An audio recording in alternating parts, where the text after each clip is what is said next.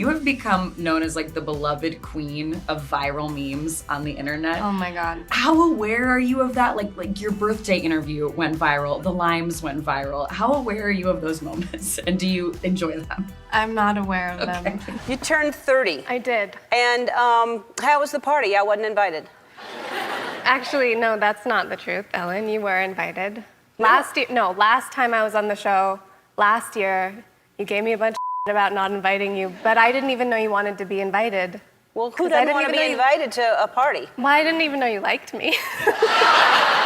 I don't know. These things happen, and then like a year later, somebody is asking me about it. Oh, Actually, yeah. the other day, Spike Jones sent me a picture of a woman who works with him wearing a T-shirt of something I said with a drawing of me on it. That's wild. I was like, what? That's wild. Do you just laugh about it? Yeah, because I'm not really on social media. Right. I don't see these things. So to me, it's just bizarre. Sorry, it's bizarre. Dakota, you know I have to ask you about Madam Web. So many congratulations. Thank you. What can you tell us about this project, if anything? Because of course it's very shrouded in mystery, but how excited are you and what do you think the film will bring? I can tell you pretty much nothing that isn't already on the internet. I'm so excited. It's pretty cool to be in the Marvel world, especially with a character that's not so known. Mm-hmm. There's a lot of space for us to make her very cool, and I'm really excited. Was it a dream of yours to play a superhero at some point? It's always been a dream of mine to do some kind of like massive action movie. Like I always wanted to do like a female Indiana Jones or I remember you telling me that. Yeah, I really have always, like, I saw the new Top Gun and it's so good. So good. Oh my God. Amazing. It's so good. There's something about those movies that you're just like, wow, a real human being can do that? Yeah. Well, and the cast is shaping up. Sydney Sweeney is joining. How are you feeling about that incredible cast? And like, have you seen any scripts yet? Could you tell us that? I have, yeah. How are they looking? I can tell you nothing. I can't believe college is over. You have a job now, or? We're not allowed to talk about jobs at the bat mitzvah party. So you either don't have a job or you have a bad job. How much does a party starter get paid, I wonder? I have a bad job. So I have to give you credit, Cooper, because I learned a new job in this movie. I did not know that party starting was a thing. Did you ever really work as a party starter? How did this come about? I didn't work as a party starter, but there was this guy named Vince. I'm from Dallas, Texas, and I went to a party and a service every Saturday when I was in 7th grade. And there was this guy named Vince who worked I went to a small school and he worked every single party, and that was my intro. So what are you both like at parties? Are you the party starters or how do you both engage? I love to dance. I'm not good like Andrew at getting people onto the dance floor, but I will dance. Okay. Yeah, same.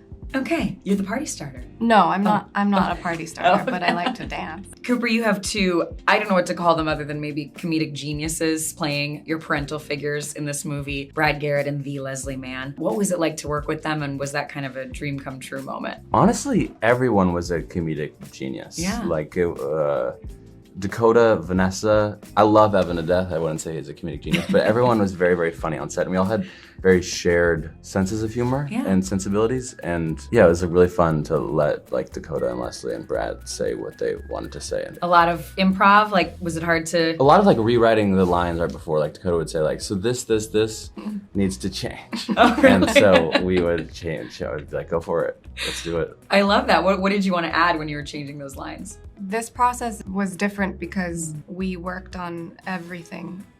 We were always script buddies.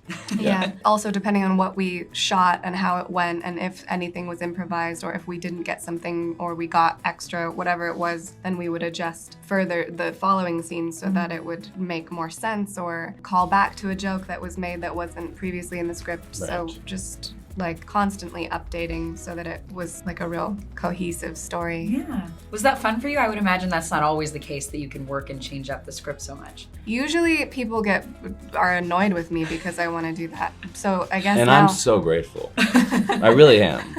I guess now because it's my movie, it's, because I was a producer on it, that nobody could tell me I couldn't do that. Right. Even if you weren't a producer, I would have not been annoyed.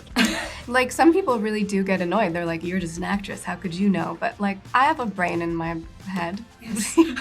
Yeah. But yeah, no, Cooper was super collaborative, and especially in that way, he like me, has the ability to learn lines pretty quickly.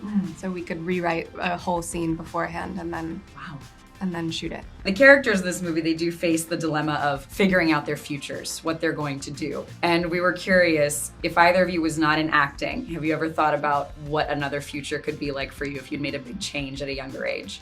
I think I'd be a florist. I always wanted to have like a tiny little flower shop that also made like the best cookie and the best cup of coffee. It's like one-stop shop in the morning when you're like going to apologize to somebody. I love that story. Apology flower. That's what people need. Then you can wake up the for the conversation. The apology shop. That's what it would be called. That's really, really or good. I'm sorry's. The apology shop sounds. So you go and you get like really gorgeous flowers, really chic, gorgeous flowers, and then a cup of coffee and a cookie. That's for yourself. Really good. Yeah. For yourself, even though you're apologizing. But you're bringing a coffee and a cookie to somebody else too. Right. This is like amazing. that's really all I want. It's a pretty much franchise. every day is beautiful flowers and a coffee and a cookie.